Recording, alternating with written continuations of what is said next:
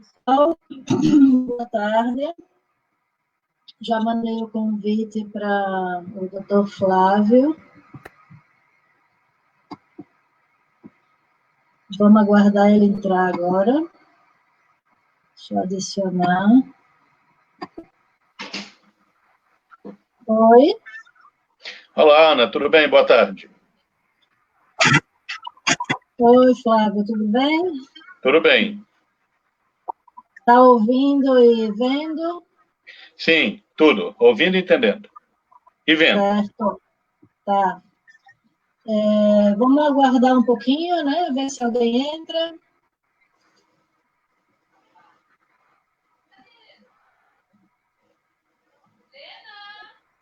Onde aparece? Eu não conheço essa base de dados. Onde aparece? Aqui embaixo? Você pode entrar no seu Facebook e aí você entra na minha página do consultório. Sim. É o psiquiatra Ana Uni. Aí lá já está aparecendo. Perfeito.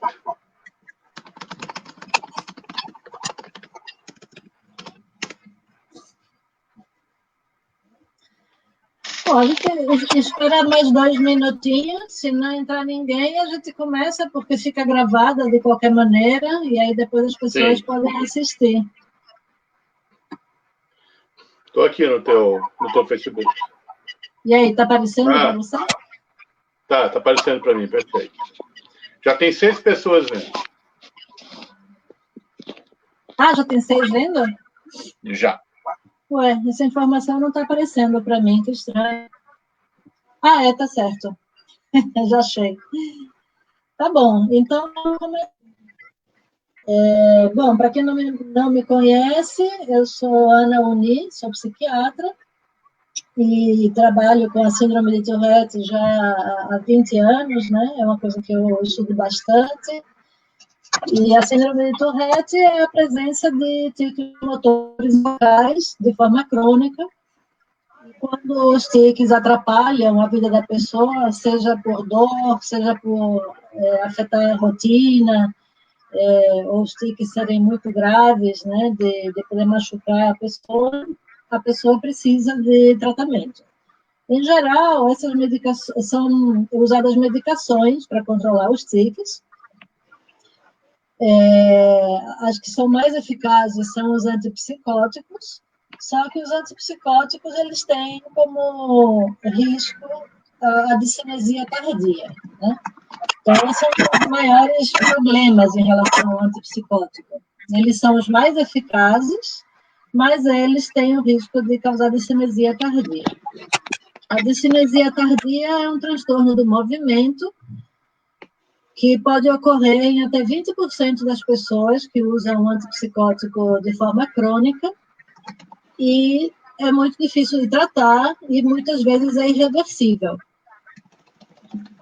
Então, tanto a síndrome de Tourette é um transtorno de movimento, como a discinesia tardia também é um transtorno de movimento. E as duas coisas podem coexistir, né? Uma pessoa com Tourette tratada com antipsicóticos pode vir a desenvolver discinesia tardia e depois ter os dois quadros de forma simultânea.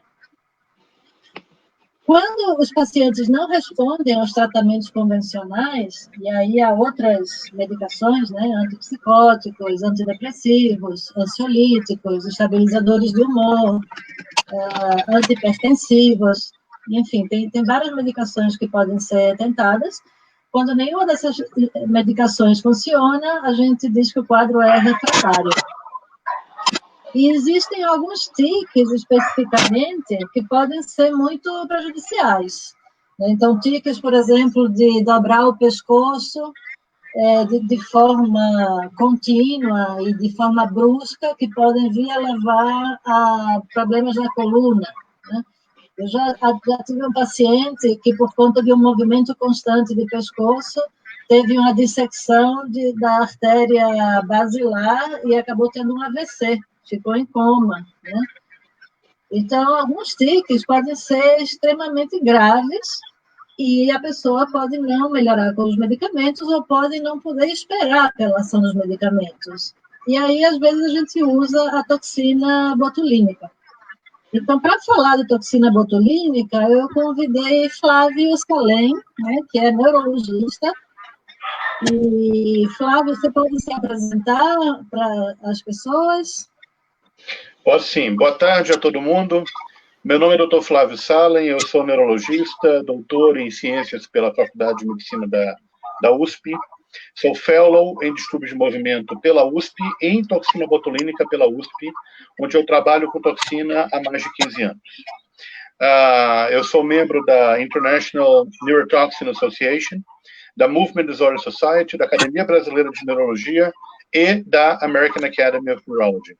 E é um prazer estar aqui com você para a gente falar sobre esse assunto que, apesar de ser um assunto realmente bastante cru na literatura, é um assunto bastante intenso em consultórios. Ótimo, que bom que você tem muita experiência com a toxina botulínica. É uma terapia que antes era extremamente cara, né? Agora parece que já baixou um pouco o preço e às vezes é uma terapia bem eficaz, né? Para controlar um tique único, né? Na síndrome de Tourette a gente tem tiques variados, a pessoa pode ter tiques, né, de cabeça, nos membros, e aí não dá para fazer toxina no corpo inteiro. Mas quando é um tique único, que a gente tem como alvo, pode ser uma estratégia bem interessante. Você pode falar um pouco, então, sobre a ação da toxina na síndrome de Tourette? Vamos lá. A toxina botulínica, ela age primariamente através do enfraquecimento muscular. Então, quando você aplica a toxina botulínica no músculo, você não só você enfraquece o músculo, como você age em umas fibras chamadas fibras intrafusais, que são fibras que sentem o tônus muscular. E você consegue fazer com que o cérebro ou a medula, eles reajam de maneira diferente ao movimento. Então, não é somente enfraquecimento muscular. Você também está modulando respostas cerebrais e medulares. Muito bem. A toxina botulínica, ela foi inicialmente utilizada em 1977 por Alan Scott, o médico americano de São Francisco, para tratamento de estrabismo. E pela primeira vez em 1981 para tratamento de blefarospasmo, que é uma distonia. De lá para cá, a toxina botulínica tem ganhado bastante espaço, bastante adeptos, e hoje muita gente aplica. Eu próprio tenho um curso de toxina botulínica para médicos, neurologistas, neurocirurgiões e fisiatras, que a gente já está fazendo pela terceira vez esse ano. Muito bem. Toxina botulínica ela é utilizada para vários distúrbios de movimento. Quais são os principais? Distonia, espasticidade, que apesar de não ser um distúrbio de movimento, leva a aumento de tônus muscular e, consequentemente, faz com que você tenha dificuldade com o movimento. Também pode ser usado para enxaqueca e espasmo hemifacial. O uso para toxina, para distonia, é muito antigo. Agora, o uso para Tourette é uma coisa um pouquinho mais nova. Tourette já é uma doença conhecida há bastante tempo, né? Como você falou, foi descrita por Gilles Latourette lá nos idos do século XIX. A fisiopatologia dela tem sido descrita recentemente, nos últimos 20 anos, vários artigos têm saído, especialmente com a neuroimagem funcional, demonstrando alterações de núcleos da base frontal. E a gente tem bastante alterações do ponto de vista de motricidade. Então, os tiques podem ser, teoricamente, se a gente for colocar os tiques em fenomenologia, a gente pode chamar os tiques em clônicos e distônicos. Tiques clônicos são aqueles tiques súbitos. E tiques distônicos são aqueles tiques em que o paciente mantém a postura por algum tempo. Os mais clássicos são tiques cervicais, como o tique do pescoço, jogar a cabeça para trás, ou o pescoço, ou o ombro, ou a perna, ou o braço. Então, os tiques, eles têm uma característica interessante. Duas. Primeira, eles são sempre padronizados. Então, os tiques são sempre os mesmos. É claro que o paciente pode mudar o tique de uma época para outra, mas, em geral, são sempre os mesmos. E existe uma outra coisa bastante interessante no tique, que é o sintoma premonitório. O sintoma premonitório é aquela sensação que o paciente tem, que ele tem que fazer o tique para melhorar aquela sensação. É um pouco diferente, como você sabe bem, é um pouco diferente da sensação, da necessidade de realizar um movimento no transtorno obsessivo compulsivo. Aqui você tem algo sensitivo, você tem algo orgânico, que você tem que fazer para melhorar o tique. Quando você usa a toxina botulínica no tique, você melhora duas coisas. A primeira coisa que você melhora é o movimento. Então, por exemplo, paciente que tem esse tique, sempre, se você aplicar no esternocleidomastoide deste lado e no espleniocaptis deste lado, você melhora o tique. Mas alguns estudos têm demonstrado que, além de você melhorar a parte motora, você também melhora o sintoma premonitório. Então, eu assisti uma aula do Stanley Phan, que é um dos maiores especialistas em distúrbio de movimento lá do Columbia, em Nova York. E ele mostrou uns pacientes que tinham coprolalia, pacientes que falavam palavrões, falavam coisas inapropriadas para a ocasião. E havia necessidade de falar isso. Eles sentiam um sintoma premonitório muito estranho aqui. Sentia algo aqui e era necessário falar o palavrão para melhorar. A aplicação de 2,5 unidades de Botox em cada prega vocal não só melhorou a coprolalia, como fez sumir os sintomas premonitórios. Se você aplicar a toxina botulínica, por exemplo, aqui na região do pescoço, num paciente que tem esse movimento ou esse movimento, você também melhora não só o movimento, como o sintoma premonitório. Isso não é total, não é 100%. Mais de 70% dos pacientes relatam. Não entendi, perdão? Deve aliviar, né? Mesmo que não alivia bastante. Deve reduzir um pouco a força, né, do tique. Não só isso, mas o sintoma premonitório também, que é uma coisa frontal. É mais interessante é isso. Reduz mais de 70% do sintoma premonitório. Só tem um único problema com relação à toxina botulínica em Tourette. Não é aprovado pela FDA, simplesmente porque não existe nenhum estudo duplo cego, randomizado, controlado com placebo, que justifique. Apesar da experiência de todos os médicos que aplicam, e a minha própria, eu tenho pouco paciente, acho que eu tenho 1 ou 2 pacientes que a gente aplicou e tiveram uma melhora razoável no tique. Apesar da nossa experiência, pequena, mas existente, e da experiência da literatura, você pode ver, tem mais de 20, 30 artigos falando sobre isso, só existe um artigo publicado em 2001, por Marras e colaboradores, que arrolaram 20 pacientes e verificaram uma melhora, mas o poder foi tão pequeno, estatístico, que eles não conseguiram fazer uma recomendação classe A de evidência. Então, a recomendação hoje é U, ou seja, talvez. E saiu 2019 agora, por Panda e colaboradores, uma revisão Cochrane, que eles simplesmente não falam nada a respeito. Eles não dizem que sim, nem dizem que não. A toxina botulínica tem efeitos. Não existe. É uma revisão. Tem 2 revisões dele. Uma de 2018 e uma de 2019. A de 2019 eu olhei, né? Eu vi.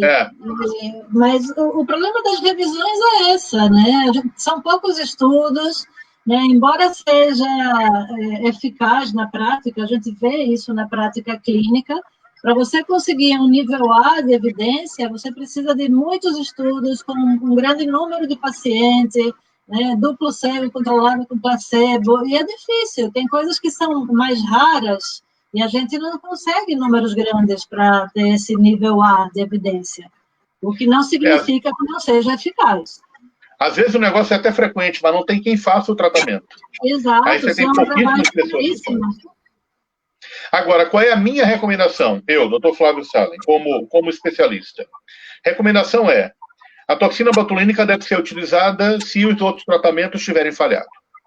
Então, você fez clonidina, você fez ritalina, você fez antipsicótico, você fez antidepressivo, você fez qualquer coisa.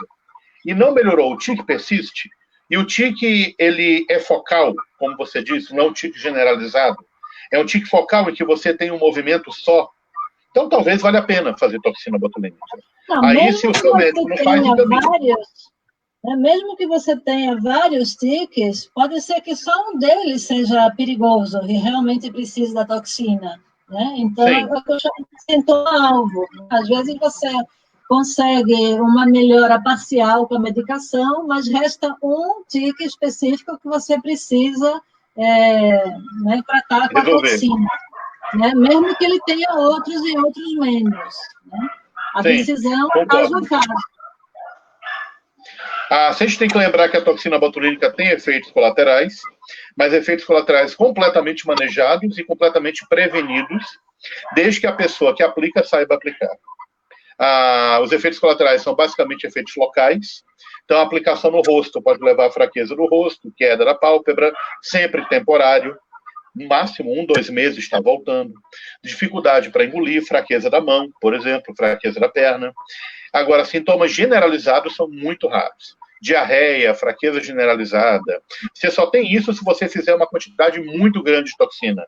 Talvez acima de 10 frascos de botox numa pessoa só numa sessão. Fora isso, a chance de você ter algum problema é bem pequena. E a questão da perda do efeito? A toxina botulínica, ela age dentro de terminais localizados entre o nervo e o músculo. Ela impede as vesículas de acetilcolina de irem para o músculo. O grande problema da toxina botulínica tipo A, existem 7 tipos, e a tipo A, por enquanto, é a que dura mais tempo. O grande problema da toxina botulínica tipo A é que o terminal que ela inibe se regenera depois de mais ou menos 3 meses. Então, no final das contas, você tem uma perda de efeito entre 2 a 4 meses. A gente vê bastante isso em distonia. Os pacientes distônicos têm uma duração de efeito de 2 meses e meio. Os pacientes com enxaqueca de 3 meses, paticidade de 2 meses. Então, tem que ficar reaplicando. Pode ser que a aplicação modifique alguma coisa lá em cima. Plasticidade. Não é provável. Não é provado e não é provável. É possível. Então, pode ser que depois de algum tempo os tiques diminuam, mas não há nenhum estudo que demonstre isso, e a minha experiência não sugere isso. Mas a gente tem que levar em consideração que a toxina botulínica ela pode ser levada para dentro do cérebro através de nervos motores. Isso já foi provado, já foi demonstrado. Então, pode ser que ela haja lá em cima também. É um problema ou é um benefício? É um benefício. É um benefício porque provavelmente ela vai agir ao nível de vias que talvez estejam mal adaptadas plasticamente. E existe a chance de uma reação autoimune, né, contra a toxina botulínica? Boa pergunta. A imunogenicidade da toxina botulínica é uma coisa conhecida já há bastante tempo. Menos de 1% das pessoas que aplicam desenvolvem, provavelmente menos que 0,5%. O desenvolvimento da imunogenicidade depende de basicamente 3 coisas. Em primeiro lugar, o tempo de duração da aplicação. Em segundo lugar, a dose da aplicação. E em terceiro lugar, o tempo de duração entre uma aplicação e a outra. Então, a gente sempre sugere que a aplicação seja feita a cada 3 meses, porque esse é o tempo que mais ou menos a toxina botulínica é destruída dentro do terminal. Aplicações feitas com menos tempo tendem a produzir mais imunogenicidade. Doses maiores, especialmente em crianças, e especialmente na mucosa da bexiga, isso é engraçado, a mucosa da bexiga parece ser bastante imunogênica. Pacientes que têm bexiga neurogênica podem aplicar toxina botulínica com especialista, isso pode produzir. E pacientes que já aplicam há muito tempo têm mais chance de produzir do que pacientes que não têm. Para isso, a gente se serve de 3 formulações de toxina. Então, nós temos 3 formulações de toxina tipo A no Brasil, em uso atualmente, e que são formulações que eu diria que são seguras. É a formulação da... Eu vou falar de marca. É a formulação da Allergan, que é o Botox, a formulação da Ipsen, que é o Dysport, e a formulação da Merck, que é o Xiaomin. Todas têm o mesmo efeito, todas funcionam do mesmo jeito, apesar de que não são equivalentes. Não há bioequivalência entre elas. No entanto, a toxina da Merck, a Xiaomin, ou Xeomin, como eles querem que chamem, não tem complexos de hemaglutininas. Então, só tem a toxina pura. Então, consequentemente, de acordo com vários estudos, especialmente o Dr. Dick Dressler, da Alemanha, demonstra que ela não produz imunogenicidade. Ou se produz, é muito pouco. Então, teoricamente, ela poderia ser aplicada a cada 2 meses. E talvez para pessoas que sejam muito alérgicas ou tenham um componente autoimune, possa ser a indicação de preferência, né, para evitar esse possível efeito colateral. Pode ser, mas não existe nenhuma evidência de que alergia a outras coisas ou autoimunidade aumentem o risco de imunogenicidade contra a toxina. Mas se você acha que seu paciente não está mais respondendo e você acha que existe um processo imune acontecendo, você pode trocar para Xeomin. E existem alguns estudos, pelo Dr. Dirk Dressler também, que sugerem que o paciente pode retomar o efeito após algumas aplicações de Xeomin. Ah, interessante. Tipo, dar umas férias, parar de aplicar e depois voltar. Ele sugere umas férias de 8 meses a 1 ano. O Carlo Colosimo, da Itália, sugere umas férias de 8 meses a 1 ano. E depois reaplicar. E reaplicar provavelmente com Xeomin. Não estou fazendo propaganda do Xeomin, caso alguém pergunte. É porque realmente é a única toxina que não tem hemaglutininas. As outras têm. Botox é uma quantidade enorme de hemaglutinina, de esporte também. Botox tem 900 kilodaltons. Só para você ter uma ideia. A toxina pesa 150 kilodaltons. E de esporte tem 550 kilodaltons. O Xeomin tem 150, somente, é o peso da toxina. Entendi. Bom, só para ficar claro para o público que está assistindo, aqui não tem nenhum conflito de interesse, tá? A gente não está representando nenhuma indústria, estamos falando só em termos de prática clínica e científica, tá? Nenhum conflito de interesse, ninguém está me pagando para falar absolutamente nada. Isso, a gente está fazendo isso só para informar a população sobre essa possibilidade de tratamento, né, que tem que ser indicada por um especialista.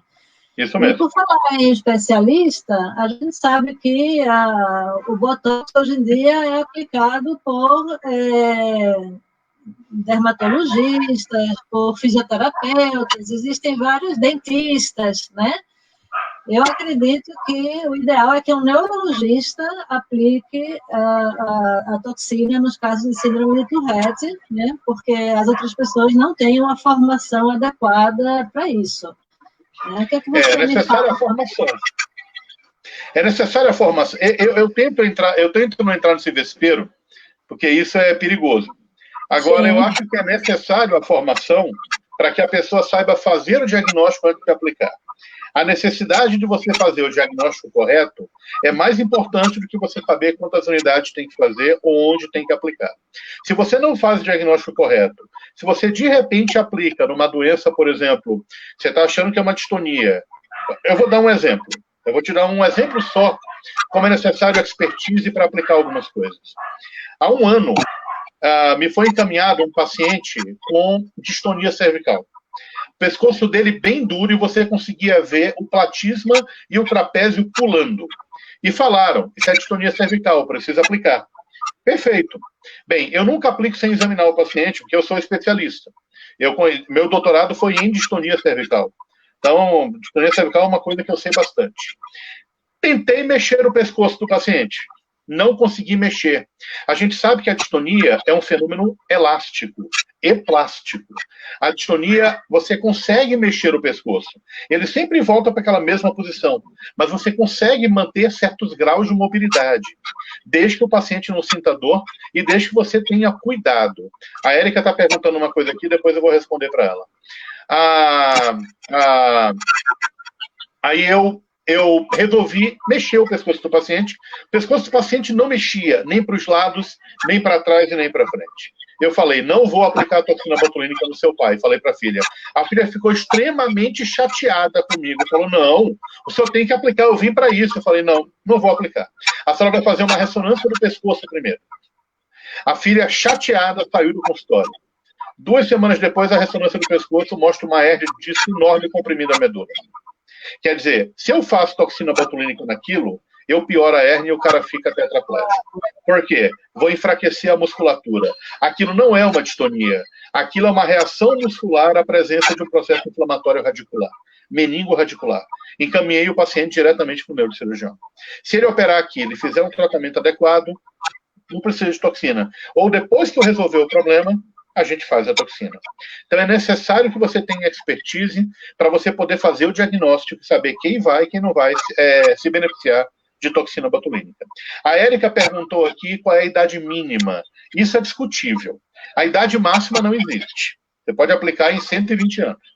Agora, a idade mínima, teoricamente, 2 anos de idade. Isso é bastante discutido. Eu já apliquei em criança de 2 anos. que ficou com uma perninha devido a uma paralisia cerebral, tinha o pezinho para baixo. A gente aplicou e ficou tudo bem. Eu tenho colegas que já aplicaram em crianças de 2 anos e meio, 3 anos. Então, teoricamente, 2 anos. Mas, é claro, sob avaliação médica especializada. Claro, essa questão do diagnóstico diferencial é importantíssima, né? Inclusive, às vezes é difícil você diferenciar um tique distônico de uma distonia, né? E os tiques, muitas vezes, também se confundem com estereotipias ou movimentos coreicos, né? Então, é sempre importante o diagnóstico diferencial. Isso daí é pré-requisito para qualquer tratamento. E em relação ao custo, né, desse tratamento, os planos de saúde cobrem? Como é que está a situação? O plano de saúde cobre, de acordo com o rol da ANS, distonia, espasticidade, espasmo facial, estão sob a tutela da ANS para aplicação de toxina botulínica pelo plano. Então, geralmente a gente consegue, pelo plano de saúde, fazendo um belo relatório, demonstrando a doença do paciente e demonstrando os pontos de aplicação e as unidades de cada ponto. Se você for fazer particular, a toxina botulínica varia muito o preço, mas não é barato. Eu não vou falar preços aqui, mas são um pouco salgados. Agora, pelo plano de saúde, o plano de saúde geral cobre. Claro que estética, em geral, o plano de saúde não cobre, não é, de maneira alguma, o escopo da discussão aqui. Mas a síndrome de Tourette está incluída nos diagnósticos que são cobertos pelo plano, ou haveria que entrar com um pedido judicial, por exemplo, conseguir isso? Não está incluída. Não está incluída no rol da ANS. Você teria que dar como talvez um tique distônico, ou você teria que entrar com alguma liminar. Mas aí aí é no momento, é na hora que você conversar com o paciente, você vê qual é a intenção do paciente de usar a medicação. Sim. Tá, a gente tem um grupo, e eu faço parte dessa comissão, e inclusive a Priscila Castelo Branco, que está aqui assistindo, também faz parte dessa comissão. A gente está com um projeto no Senado de ampliar as possibilidades terapêuticas para os pacientes que estão no SUS. E tentar fazer uma solicitação oficial de inclusão na ANS da síndrome de Tourette seria uma possibilidade, né? Seria ótimo, porque aí a gente aumentaria o número de pacientes que podem aplicar e diminuiria o impacto dessa doença. Sim, vamos colocar isso. Anota aí, Priscila, isso, para tentar incluir na ANS a síndrome de Tourette, o direito de uso da toxina botulínica. E em relação à discinesia tardia, se aplicam esses mesmos conceitos ou tem alguma variação? A distonia tardia, a discinesia tardia, a gente vai aplicar em geral nas distonias tardias. Distonia tardia é uma discinesia com um componente distônico. É muito mais comum em paciente jovem, muito mais comum em homem do que em mulher. E também existem as discinesias orobucolinguais, que são as chamadas discinesias clássicas, que geralmente acometem idosos acima de 60 anos de idade e vêm com movimentos involuntários da boca e da língua.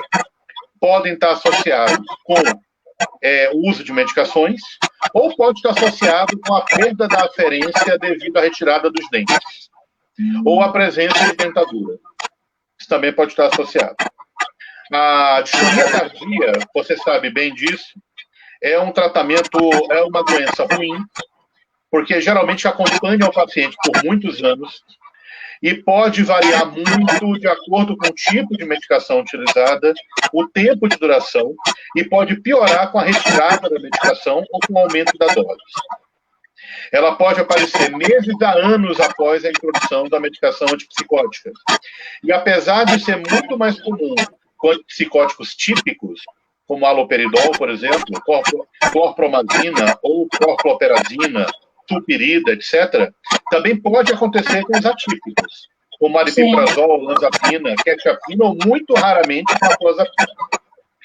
A gente trata a discinesia tardia, a distonia tardia com toxina botulínica.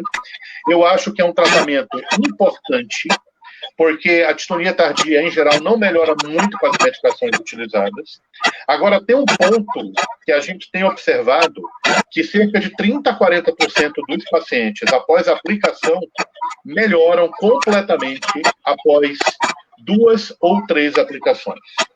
Eu tenho 2 casos que eu gosto de relatar. Um paciente esquizofrênico, usuário de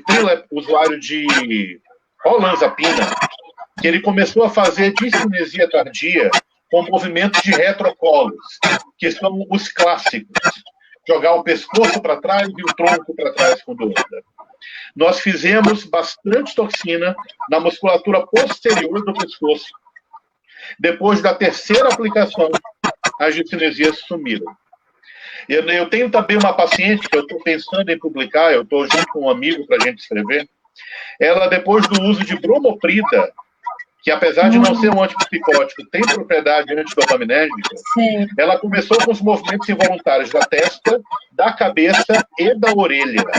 Distonia chamada Moving Ear Syndrome, que é síndrome da orelha que move. Eu fiz 200 unidades de Botox em toda essa região e aqui. Uma aplicação. Depois de 1 ano, a paciente estava livre de movimento. Então, quer dizer, se você faz aplicação de distonia tardia, você tem uma chance de 30% a 40% ou um pouco mais de aliviar o problema completamente. A Érica está perguntando também, pessoas que tomam antipsicóticos como os Tourette têm maior probabilidade de ter discinesia. Sim, tem maior. Não é 100%. Varia de 6% a 30%, dependendo do tipo de antipsicótico que você usa e do tempo que você usa. É muito mais comum em mulher do que homem a discinesia tardia. A distonia é mais comum em homem. E a discinesia clássica é mais comum em mulher idosa. Então, você pode ter melhora completa da distonia tardia com a aplicação de até 1, 2 ou 3 doses de toxina botulínica. Ou seja, pode curar o seu problema. Incrível, né? E qual seria o mecanismo para ter uma resposta tão boa e não precisar de aplicações subsequentes? Provavelmente o mecanismo é a subida da toxina botulínica até o cérebro, talvez, algum mecanismo plástico, ou a ação sobre as fibras intrafusais, causando alteração indireta nos núcleos da base. Não há nenhum estudo falando disso, que eu saiba. E se você der uma olhada em toxina botulínica para distonia tardia, também não é classe A de evidência. A gente usa, eu conheço vários colegas que usam, eu uso, a gente tem boas respostas, só que não existem estudos duplos cegos controlados com placebo que demonstrem que realmente a toxina funciona. Vale a pena, né, tentar, porque é uma coisa menos invasiva, e caso não melhore com a toxina, ainda tem a possibilidade de fazer a estimulação cerebral profunda, né? Tem a possibilidade de cirurgia, sim, colocar o marca-passo. Exato, né? A gente pegou uma live a semana passada sobre isso, né? Na semana passada, foi na terça-feira, sobre a estimulação cerebral profunda na síndrome de Tourette, né? E também serve para discinesia tardia. Então, a ordem dos tratamentos para síndrome de Tourette seria, primeiro, medicação. Se a medicação não funciona, pode-se fazer a toxina, se tiver indicação. E se mesmo assim não funcionar, por último, a gente tem a cirurgia, né? Então, existem muitas coisas para serem feitas. Em relação aos antipsicóticos atípicos, tem uma meta-análise que mostrou que dos atípicos, o aripiprazol é o que menos teria risco de dar a discinesia tardia. Ele ainda assim pode causar, mas seria um risco menor do que os outros. Eu costumo dar preferência ao aripiprazol, né, nessas crianças, porque a criança e o adolescente vai ter que usar provavelmente muitos anos, né? A síndrome de Tourette, ela costuma melhorar só depois da adolescência. E quanto maior o tempo de uso de antipsicótico, maior a chance de discinesia tardia. Então, quanto menor a criança, maior seria o risco, né? Sim. E pessoas que têm um sistema neurológico vulnerável, né, ou seja, já tem um problema do neurodesenvolvimento, também teria maior risco, né? Teria um cérebro mais sensível, entre aspas, né? A desenvolver a discinesia tardia. Tem uma pergunta aqui sobre o canabidiol na Tourette. Na verdade, o canabidiol não funciona para Tourette. O que funciona é o THC que tem na cannabis. Mas esse tema a gente vai falar dia 30. 30 de maio vamos ter uma live organizada pela Érica. Para quem não sabe, Érica é presidente da Associação de Portadores de Tourette de Recife. E a gente vai ter uma live sobre cannabis e Tourette. Muito bom. Alguma contraindicação para o uso da toxina botulínica? Boa pergunta. Vamos lá. A contraindicação mais clara ao uso da toxina botulínica provavelmente é gestação e lactação.